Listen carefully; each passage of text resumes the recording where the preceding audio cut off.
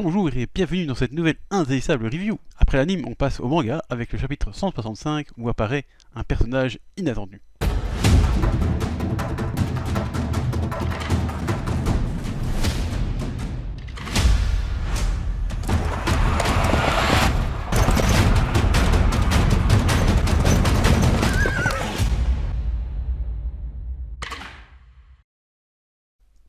Mais avant la surprise, on a la fin de la bataille où Akiye donne le dernier coup d'épée pour vaincre complètement Moronao, et on remarque vite que le noble venu du nord est aussi doué à l'épée qu'à l'arc à flèche, c'est épatant.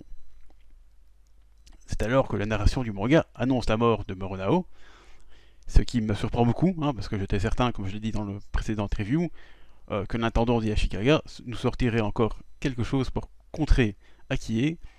Mais ensuite, cette narration est littéralement piétinée par un personnage mystère. Ce petit subterfuge m'a bien eu, je dois l'avouer.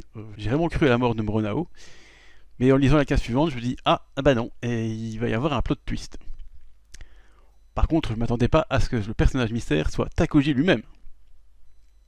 Là, franchement, je m'attendais à tout, sauf à lui. Je pensais vraiment que Tokiyuki irait jusqu'à Kyoto pour le combattre, mais non, apparemment il a décidé de venir de lui-même.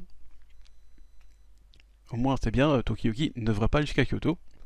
Et donc justement, l'ultime némésis de Tokiyuki qui se pointe en secret pour venir sauver son intendant, ce fut très surprenant, mais aussi très inquiétant pour la puissance, vu la puissance démentielle de Takoji.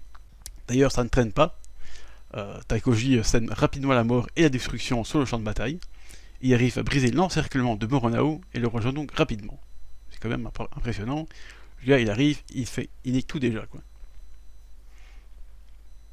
J'ai apprécié que ce soit Tokiyuki qui comprenne que le personnage mystère était une tromperie, car déguisé en Moronao. Il a le vif, le garçon.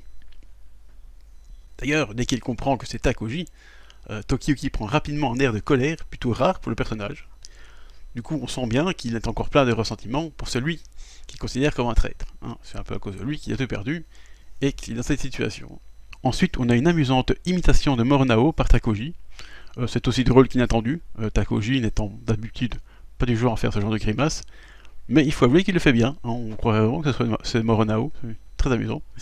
Donc encore une fois, Yusei Matsui aime bien détendre l'atmosphère dans des combats épiques, ça, il le fait depuis longtemps.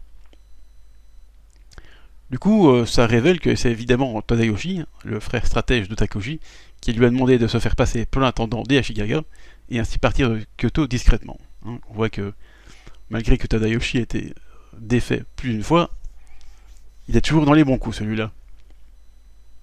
Cela dit, après une révélation divine de Moronao, prenant Takoji pour son divin sauveur, avec une quasi pleine page digne d'une peinture de Michel-Ange, Takoji défie Tokiyuki et Akiye, qui acceptent bien sûr. On va pas refuser, mais... Et du coup, c'est là-dessus que ce chapitre se termine déjà.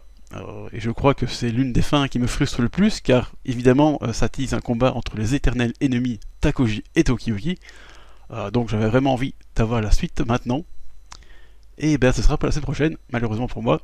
Donc ça va être un peu long, parce que franchement, déjà, il faut attendre le samedi pour l'anime et maintenant le dimanche pour le manga. Et là, je crois que je vais attendre les deux vraiment impatiemment. Et donc, on verra alors le fameux combat déterminant entre l'invincible démon Takoji et le dieu de la fuite Tokiyuki, aidé par le tout aussi puissant Akiye, bien évidemment, parce qu'il ne faut pas l'oublier, Akiye, il est quand même extrêmement puissant aussi. Mais est-ce que ce sera facile à faire contre Takoji qui a l'air d'être complètement invincible? Je pense que ce type, on ne sait pas le buter. Il a déjà essayé de se tuer lui-même, il n'y est pas arrivé, donc bon, je ne suis pas sûr que ça va suffire. Donc voilà, est-ce qu'ils vont encore fuir? Est-ce que finalement il va y avoir un sacrifice de l'un des deux? Enfin, je sens que ça va mal se finir cette affaire, mais bon, avec Yusei Matsui, on est toujours surpris, donc je ne sais pas ce qui va se passer, mais je sens que ça va être épique. Du coup, voilà, c'est tout pour cette review. Je veux vraiment vivement la semaine prochaine, cette fois-ci, parce que c'est peut-être l'ultime combat de l'arc, ou peut-être du manga, on sait pas. Avec, comme je dis, avec Yusei Matsui, on sait jamais vraiment où ce qui va jusqu'à aller, parce que, l'histoire, la véritable histoire de Tokiyuki, entre guillemets, n'est pas finie. Mais bon, après, est-ce qu'il y a encore des choses à raconter vraiment intéressantes? Je ne sais pas, donc. Est-ce qu'il va aller au-delà de cet arc? ou est-ce qu'il va s'arrêter là? Bonne question. Donc autant en profiter tant que le manga est là. En plus avec l'anime, c'est un superbe combo. Mais voilà, allez sur ce je vous laisse et à la semaine prochaine. Au revoir.